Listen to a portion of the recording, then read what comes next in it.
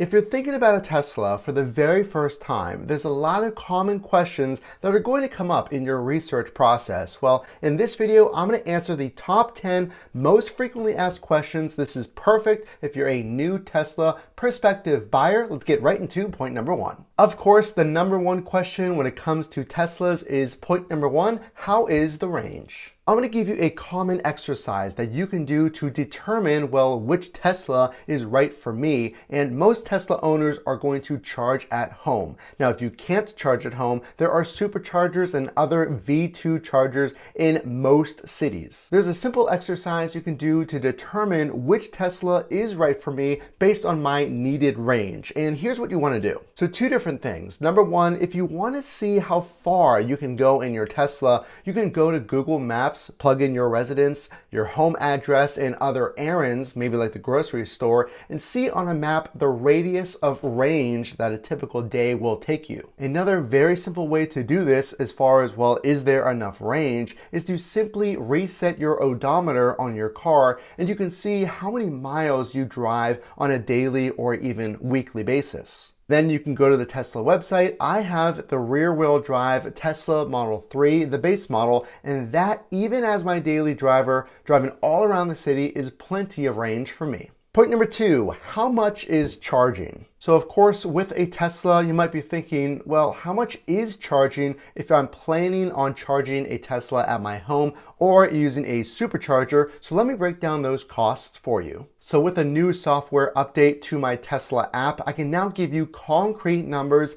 I spend around $70 to $85 a month, of course, depending on my driving habits. And based on my regional gas prices, that saves me over $2,000 a year in gas versus charging. Point number three is probably the most frequently asked questions of this list of 10. These useful questions for new Tesla owners. This one's important. But before we get to point number three, if you could please subscribe. I'm trying to do this full time to bring you even more videos. And if you are considering a Tesla, the best accessories, if you can click those links in the description, it helps the channel. You can purchase those products or other products off of that link. Let's get into point number three. When will prices fall? Probably one of the most important questions if you are thinking about a Tesla, because just weeks ago at the time of making this video, Tesla slashed prices up to 20+%, saving prospective Tesla buyers over $13,000. So obviously you want to buy when Tesla lowers these prices and avoid moments where they increase price. Well, what I can tell you after making over 180 videos and covering these price increases and decreases, at least at the time of making this video, the prices have never been lower. Now, obviously they've gone up and down. For instance, the Model Y just increased in price after a massive price decrease. So you can see these prices just weeks ago fell and now are already heading back up. The best time to buy is right now, at least at the time of making this video, because of these price changes. The price decrease is still very impressive. Point number four, are Teslas, specifically that autopilot? Tesla's key feature is autopilot, and Teslas, are they safe? Well, the third quarter of 2022 safety report numbers just came out. Listen to this. In the third quarter, we recorded one crash for every 6.26 million miles when the drivers were using autopilot. If Tesla owners were not using autopilot, the safety numbers were one crash in every 1.7 million miles. But what the heck does this mean? Well, typical cars on the road, if you were unaware, have one crash in every 652,000 miles. And the important part for point number four here, really important for new Tesla owners, that is autopilot is getting even better. We can see the graph here that these safety numbers have gotten better throughout the years compared to the United States average. Those accident numbers really don't go changed very much. Point number five, another crucial point if you're thinking about a Tesla, something you hear in the news all the time that people love to bring up. Point number five is, how long does it take to charge? But think about the things that we charge in our life, like your cell phone, like your laptop, so many other devices. Well, a Tesla, typically you want to charge it overnight when you're sleeping and you're not using the vehicle or even need your car. And most Tesla owners charge at home, but if you can't charge at home, there's super fast supercharging available where you can charge your Tesla in mere minutes. So I'll give you a concrete example. I have an adapter at my house. I get 37 to 38 miles per hour in charge. Now, based on the Tesla that I have, you can simply do the math. It's going to take a few hours. Let's say if I have zero charge per se, you're not typically going to get that low, but at 35 miles per hour, you can see about how long it's going to take me to charge. At a supercharger, you might get 800 miles per hour in charge, vastly more than you're going to get at your house. Now, these speeds vary from location to location based on which level of charger it is. We're going to not get too deep, but long story short, it's going to take you a few hours at home, again, overnight, when it's not going to disrupt the need for your vehicle, or at a supercharger or other public charger that's maybe non-Tesla, and that's going to take you a few minutes. That leads us into point number 6. If you are thinking about a Tesla, which one do you get, the 3 or the Y? Now, I just did a Model Y review after my brother, who owns a Model Y Performance, has driven his over 5,000 miles. So if you're interested in seeing a Model Y review, make sure to click the card right here, and I have the Model 3. So which one do you get, the Model 3 or the Model Y? Well, what I can tell you is obviously with a small SUV in the Model Y, you're going to get more storage. This is probably one of the biggest differentiators, not only the storage in the trunk, but you get a little more headroom. The Model Y is a bit wider.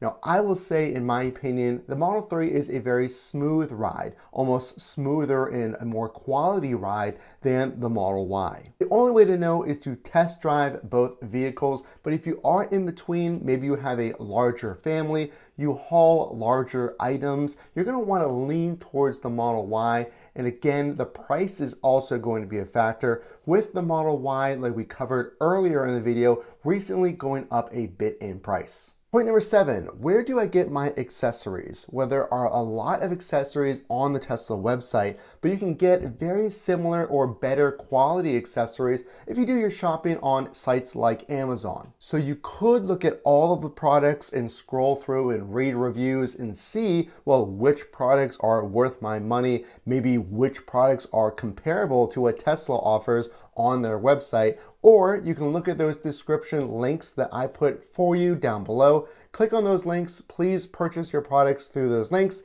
It supports the channel, and also I looked up all of those products for you to save you the time, the best products, accessories for your Tesla. Point number 8, why an EV versus gas? One of the most common questions, and we're gonna give you the facts, something you wanna know before you purchase. Well, should I switch to an EV? So look, here's what I'm gonna say. If you're used to a gas-powered vehicle, many manufacturers, if not each and every one, are making this big transition to EVs. It looks like it will be a significant part of our future. But should you get a Tesla versus a gas vehicle? Well, we talked about charging and some of the cost there and the duration that you're going to charge, and you're going to save money when it comes to charging versus gas, especially at today's gas prices. But there's also this. If you're someone that likes a really modern design, if you like someone that enjoys simplicity and reliability, I can tell you from my experience in my Model 3, the Tesla, whether it is the Model Y or Model 3, a Tesla is the way to go. Should you trade in your gas vehicle for an EV? Well, with all of those things in mind, and especially if you have a charging station available to be installed at your home or reliable charging near you, I would 100% say that all of those factors add up to point to you getting an EV and a Tesla. So speaking of charging as one of those factors, where do you charge? So you can look at the map right here and find superchargers near you. And this is something you want to do if you are unavailable to install any charging station at your house. But keep in mind that other places like maybe your local gym, hotels, maybe your work even has an EV charger. It doesn't have to be a supercharger, but most of us are going to be charging at home. I just want to let you know, if you can't install a charger at your house, there are many options available. And on a road trip, if you plug in your destination in your Tesla, it'll tell you exactly when you need to stop and charge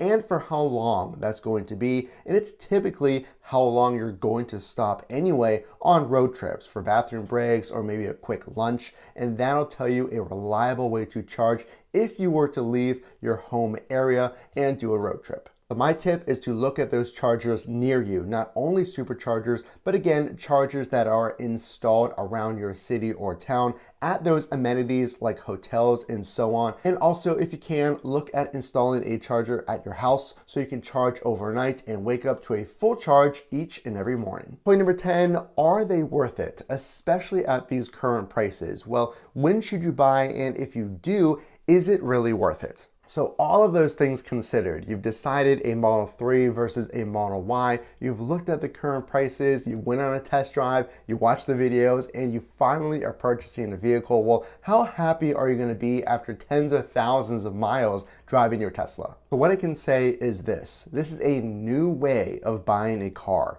Now, obviously, things like the charging cost and current prices, like with any vehicle, when you put money down up front, it is an initial investment that can seem very expensive. I totally understand that. It is a luxury priced car. But over the long run, with those gas savings, with the safety that it brings you and your family, which I know you're going to experience, the more you drive your vehicle, you may experience massive benefits from those safety collision avoidance systems, Sentry mode, autopilot. It is 100% worth it to keep your family safe and to get a safe and quick vehicle that is unlike any other. Also, no other vehicle has the community that Tesla does, so you can learn about software updates, about hidden features, all things that I've covered on this channel. So if you got this far, please consider subscribing so I can bring you even more videos now and in the future. So if you did learn something from this list of 10, the only way I know that you enjoyed it is to drop a like and consider subscribing. It'll really help the channel, and check out those links in the description and buy your products from those links, which will support the channel as well. Again, this is Matt from Frunk to Trunk. We will see you in the next video.